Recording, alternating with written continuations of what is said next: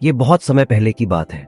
मोहनपुर नगर में एक बहुत बड़ा धनी व्यापारी रहता था जिसका नाम भानु प्रताप था। वो शिव का बहुत बड़ा भक्त था और वो महादेव की ही पूजा करते थे और किसी देवी देवता की पूजा नहीं करते थे। मृत्युलोक की पूजा पाने के लिए शिव कन्या मनसा स्वयं वहां आ जाती है। जय हो देवादि देव महादेव की जय हो। जय शिव शंभु। जय देवादि देव महादेव की जय।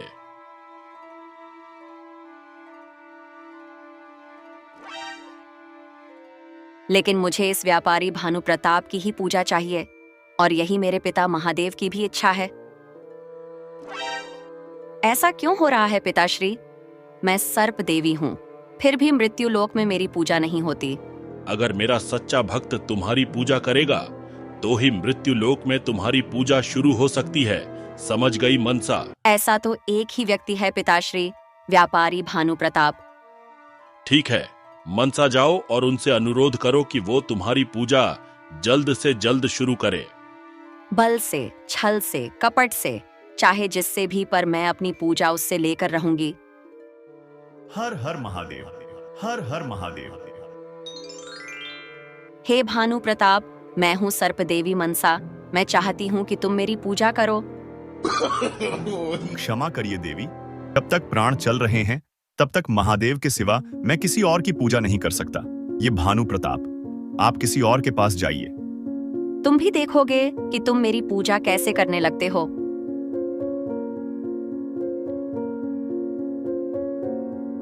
सुनो उर्मिला, मैं तैयार हूँ और मेरे सारे जहाज भी जाने के लिए तैयार हैं, मगर मैं देख रहा हूँ कि तुम बच्चों के साथ पूजा में ज्यादा व्यस्त हो। पूजा तो मुझे करनी पड़ेगी ना। माँ मनसा मुझे सपने में ये आदेश देके गई है। ओ, मुझसे नहीं करवा पाई इसलिए तुमसे पूजा करवाने चली आई वो। आप ऐसे उनका अपमान मत कीजिए। आइए ना, हम दोनों मिलकर उनकी पूजा करें। नहीं, मैं मनसा की पूजा नहीं करूंगा और ना ही तुम्हें करने दूंगा। तुम में इतना अहंकार है। अगर तुम अपना भला चाहते हो तो मेरे सामने अपना शीश झुकाओ। जाकर किसी और को डराना मनसा।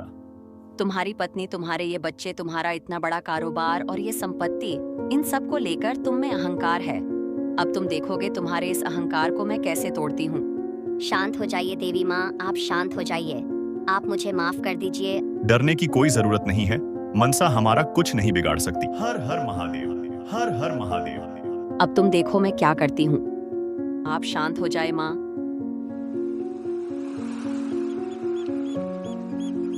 मैंने जो कहा था वो सारा सामान जहाज पर रखवा दिया है।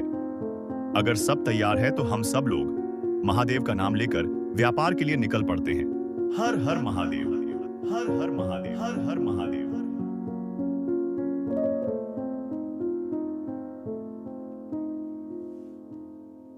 अरे मालिक, अरे मालिक, ये क्या हो रहा है? ये तो भयंकर तूफान है। मुझसे ये जहाज नहीं संभल रहा। मेरी मदद करो, ये तो तूफान बहुत तेज है। अब हम मर जाएंगे और ये जहाज डूब जाएगा। जहाज को संभालो, हमें किसी भी तरह से किसी तट पर पहुंचना है। बचाओ बचाओ बचाओ, अब हम क्या करेंगे? बचाओ। मैंने कहा था ना कि मैं तुम्हारा सर्वनाश कर दूंगी, लेकिन मैंने तुम्हारी जान बचाई है। जाओ और जाकर मेरी पूजा करो और मृत्युलोक में जाकर मेरे महिमा का प्रचार करो। मुझे मरना पसंद है पर तुम्हारी पूजा करना बिल्कुल पसंद नहीं। मैं तुम्हें मरने नहीं दूंगी भानु। अगर तुम मर गए तो मृत्युलोक में मेरी पूजा कोई नहीं करेगा। मैं तुम पर ऐसे आघात करूंगी जिसकी तुम कल्पना भी नहीं कर सकते। सब कुछ खोने के बाद वो भिखारी बन गया और अलग अलग जगह घूमने के बाद अपने घर पर जाने की कोशिश करता है। कभी कभी मनसा उनके सामने आ जाती है और कहती है कि तुम मेरे सामने झुक जाओ, लेकिन भानु ने अपनी जिद पकड़ के रखी थी। वो कभी भी मनसा की बात नहीं मानते थे। भानु एक दिन अपने घर पर लौट कर आता है। देखो उर्मिला, मैं आ गया हूँ। देखो, अब मैं यहाँ सब कुछ संभाल लूंगा। आप क्या संभालेंगे? हमारे 2 बच्चे सांप के काटने से मर गए हैं। हमारी सारी संपत्ति खत्म हो गई। मेरा सुंदर संसार पूरी तरह से तहस नहस हो गया। आप और क्या संभालोगे? सब खत्म हो गया, सब। हाँ, ये सब आपकी वजह से हुआ है। ये तुम क्या कह रही हो उर्मिला? आपने मेरी एक भी नहीं सुनी। तुम चिंता मत करो उर्मिला, मैं महादेव का हवन करके सब ठीक कर दूंगा, सब ठीक हो जाएगा। जय हो जय शिव शंभू। अब भी तुम मेरे सामने झुक नहीं रहे हो। ठीक है, मैं भी मनसा हूँ।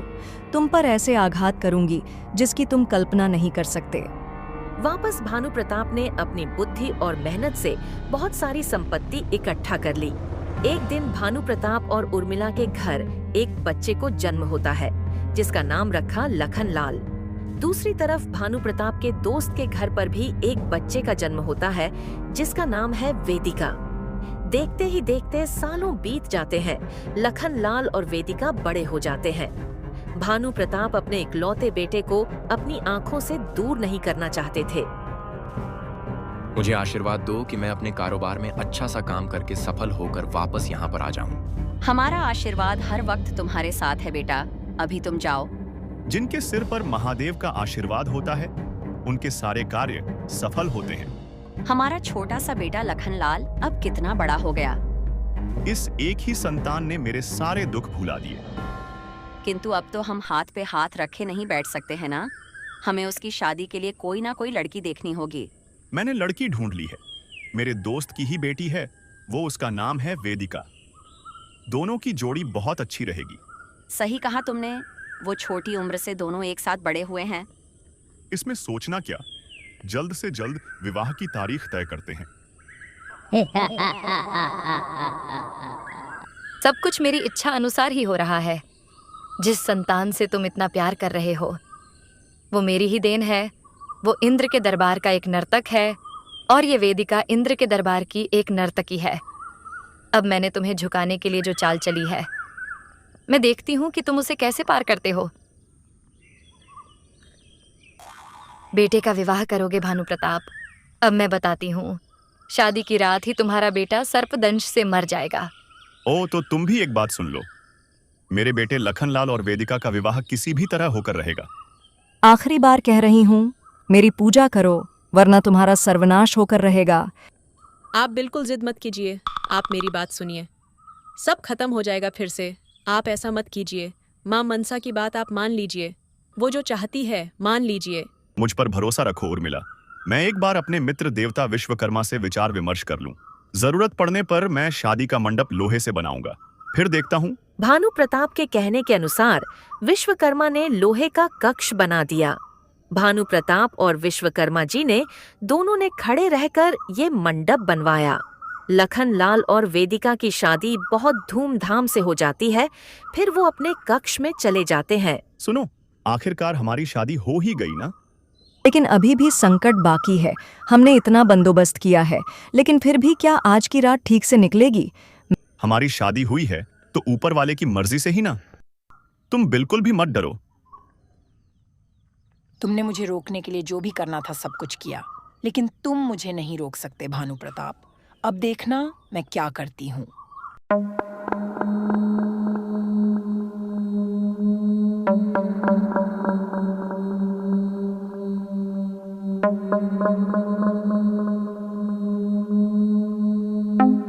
मुझे सांप ने काट लिया। मुझे बहुत तेज दर्द हो रहा है। मैं धीरे धीरे बेहोश हो रहा हूँ। मुझे बचा लो। अब क्या होगा? अब मैं क्या करूं? हे ऊपर वाले, हमें बचा लो, हमें बचा लो।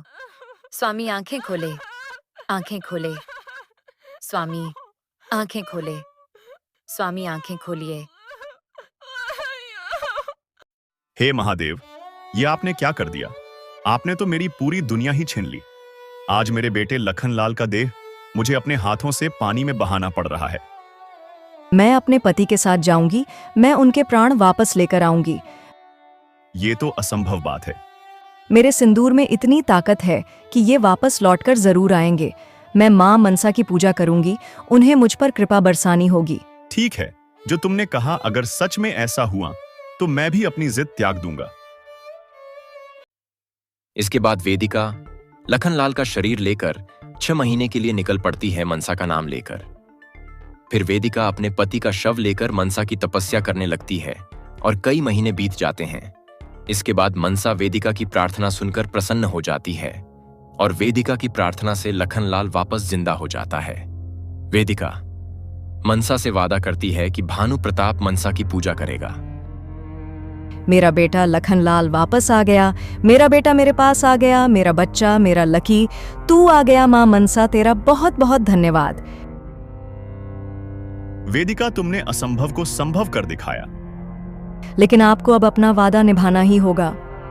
जिस हाथ से मैं अपने इष्ट देव की पूजा करता हूं, उस हाथ से मैं किसी और की पूजा नहीं कर सकता। इसलिए हे देवी, मेरे बाएं हाथ से आप ये फौल स्वीकार करिए। तथास्तु, ऐसे ही मृत्यु लोक में मेरी पूजा होती रहेगी।